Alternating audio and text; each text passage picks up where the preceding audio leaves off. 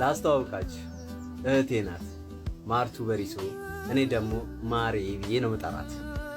የታላቅ ታላቅ ታላቅ እህቴ ናት። 36 ዓመቷ ነው። የአእምሮ ታማሚ ናት። በ7 ዓመቷ ነው ታማ ያገኘናት። ስትወለድ ንጹህ ነበረች።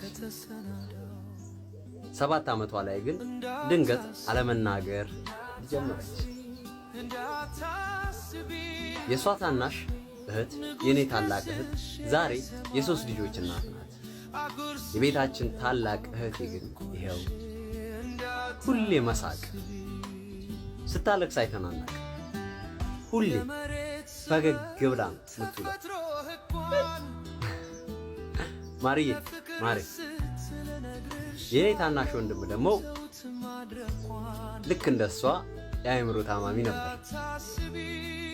አሁን ካረፈ 2 ዓመት ገደማ ሆኖታል።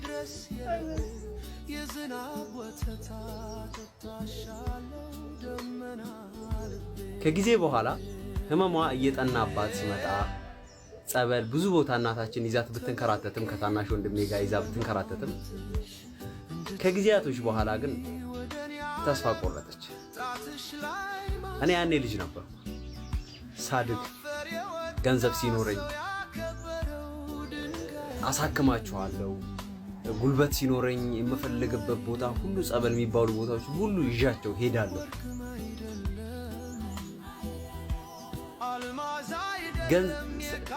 ገንዘብ የማግኘት ወይንም ደግሞ ገንዘብ ጋር ባልደርስም ገንዘብ ማምጣት የሚችል ጉልበት ሲኖረኝ ታናሽ ወንድሜ አረፈ።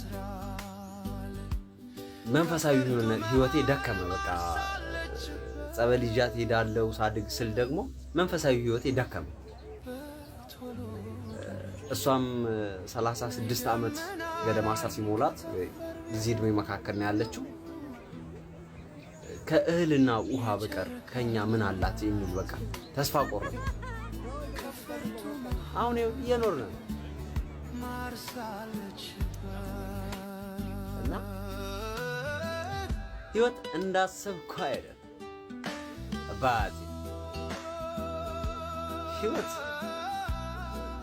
ህይወት እንደታሰበው አይደል።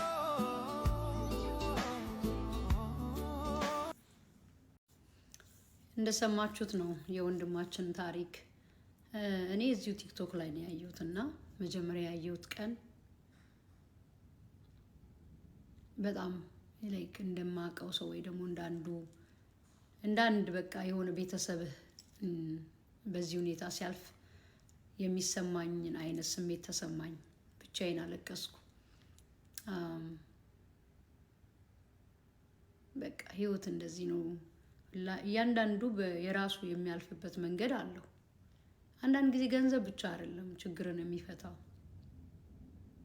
ሰው ማጣት፣ አይዞ የሚል ማግኘት ማጣትም ሌላ ችግር ነውና አሁን ላይ እኔ ማለት የፈለኩት ምንድነው፣ ለምን አመጣሁት ይሄንን ቪዲዮ ብዙዎቻችሁ ሼር እንድታረጉልኝ በኔ ስም በቃ ለለምናችሁ ሼር አድርጉልኝ። ሼር የምታረጉልኝ አንደኛ አሁን እህታችን የሜንታል ኢልነስ ታማሚ ናት ብሏል።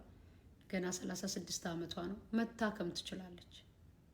ስለዚህ በዚህ ዙሪያ የምትሰሩ ሰዎች ወይ ደግሞ አይምሮ ህሙማን ጋር ገብታ መድኃኒት መጀመር ትችላለች። መድኃኒት መጀመር ችግር የለውም። በቃ መድኃኒት ትጀምር። ተመርምራ ሜንታል ኢልነሱ በዚህ ሌቭል ነው ያለው ተብላ በዶክተር ታይታ መድኃኒት ትጀምር። ማን ያውቃል ወደ ህይወቷ ትመለስ ይሆናል፣ ወደ ራሷ ትመለስ ይሆናል። እና ይሄንን እንድታደርጉ ደግሞ ዶክተሮች ብቻ አይደላችሁም። በዚህ በኩል በዚህ መንገድ ልታግዙት የምትችሉ በዚህ ሄልዝ ኬር ላይ የምትሰሩ ሰዎች በሜንታል ኢልነስ ዙሪያ የምታውቁት ነገር ካለ በሱ እንድታግዙት፣ ሌሎቻችሁ ደግሞ አብረነው እንድንቆም የት ሀገር እንደሚኖር አላቅም፣ በሚያስፈልገው ነገር ሁሉ አብረን እንድንቆምና እህትየው ድና ወንድምየውን በዚህ መንገድ ነው ያጣው። የአባቱን መሞት ሲናገር ሰምቻለሁ። አንድ ተስፋቸው ለቀረችው እህቱ እሱ ነው። እኔ እንደውም ኮመንት ሰጣሁኝ እግዚአብሔር አንተን ያኑርላት ብዬ። ምክንያቱም በሜንታል ኢልነስ በዚህ አይነት ሁኔታ የሚያልፉ ሴቶች ፕሮቴክት የሚያደርጋቸው የሚያያቸው የሚጠብቃቸው ሰው ይፈልጋል። እናትየው ደካማ ናቸው፣ እሳቸውም ታማሚ ሆነዋል። ለረጅም ዓመት ልጆቻቸውን በማስታመም ዘመናቸውን ጨርሰዋል።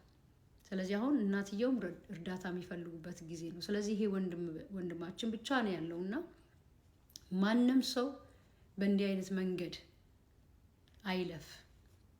ሰው በእኛ ሶሳይቲ ሜንታል ኢልነስ እንደ ብዙ ነገር ነው የሚታየው።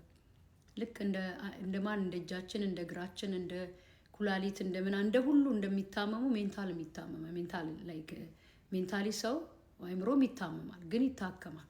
ስለዚህ እግዚአብሔር ጥበብ የሰጣቸው ዶክተሮች አሉ። በሱ መሞከር ጸበል ሲሞክሩ እንደነበረ ነግሮናል። አሁን ደግሞ በሕክምና እንዲሞክር ስለዚህ ወደዛ እህትየው እንድትታከም በትራንስፖርቴሽን ቢሆን አብሮ በመሆኑ ቢሆን አብረን አለንልህ በማለት ቢሆን በምትችሉት ሁሉ ለምታውቁት ሰው ታጋርጉልኝ። በእናታችሁ በቃ ልለምናችሁ፣ በእኔ ስም እኔን የምታውቁኝ እዚህ ላይ ዛሬ ቁም ነገር ስሉ ይሄን ቪዲዮ በጣም ብዙ ሰው ጋር አድርሱልኝ። በቃ ፍቅራችሁን በዚህ ለእኔም ፍቅራችሁን በዚህ እንድትገልጹልኝ እፈልጋለሁ። የምትወዱኝ ሰዎች እውነት በቃ ምክንያት ኖሯችሁ የምትከተሉኝ ከሆነ ይሄን ቪዲዮ ሼር አድርጉልኝ እና በዚህ ሕክምና ዙሪያ የሚሰሩ ሀገር ውስጥ ያሉ ሰዎች እኛም ውጪ ያለን ደግሞ ስሙን ታጋረግላችኋለሁ። እኔም አላውቀውም፣ አላወራሁት ሶሻል ሚዲያ ነው ያመጣ ፎሎ አድርጌዋለሁ፣ ታጋረገዋለሁ። እሱን ኮንታክት ማድረግ በምትችሉት ሁሉ እንድታግዙት ስሙን ታጋረግላችኋለሁ። ተሙ ይባላል። ይሄን እንድታረጉ ነው ያመጣሁት። በጣም በቃ ውስጥ ሰላም ስላጣ ከሰማው ጊዜ ጀምሮ አስበዋለሁ። ሰው ሁላችንም በምንችለው በገንዘባችን ቢሆን በምንችለው ነገር ሁሉ ስፔሻሊ እህትየው መታከም ትችላለች።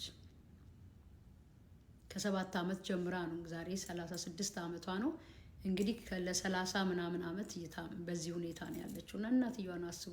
አሁን ደግሞ እሱ እስማይሉ የእሱ ፈገግታ ራሱ መከራን የመደበቂያ ነው። ግን የተናገረው መከራ የሚደበቅ አይደለም፣ ግን አንዳንዴ መከራ ይሰብራል እና ብቻውን እንዳልሆነ እንዲያቅ አብሮነታችንን እንዲያቅ ሁላችንም እንደ አንድ ሀገር ሰው እንተባበር። ፕሊዝ ሼር አድርጉልኝ። ለምታውቁት በዚህ ዙሪያ ለምታውቁት ሰው ሁሉ ታግ አድርጉልኝ። የትኛውም የሜንታል ዙሪያ ብቻ ዶክተሮች ሳይሆኑ የትኛውም በቃ ዶክተሮች የሆኑ በዚህ የሚተዋወቁ ስላሉ ታግ አድርጓቸው። ለዶክተሮች ለካውንስለሮች ላይ ሜንታል ላይ ለሚሰሩ ሁሉ ለደጋግ ኢትዮጵያኖች ሼር አድርጉ። በሚያስፈልገው ሁሉ ልናግዘው ይገባል። ይሄንን ልላችሁ ነው የመጣሁት እና ፕሊዝ ዛሬ በጣም በቃ እንድታሳዩ የምፈልገው ምን ያህል ቪዲዮ እንደሰማችሁት እንደ አቅም ጭምር ነውና ሼር አድርጉልኝ፣ አድርሱልኝ ለብዙዎች።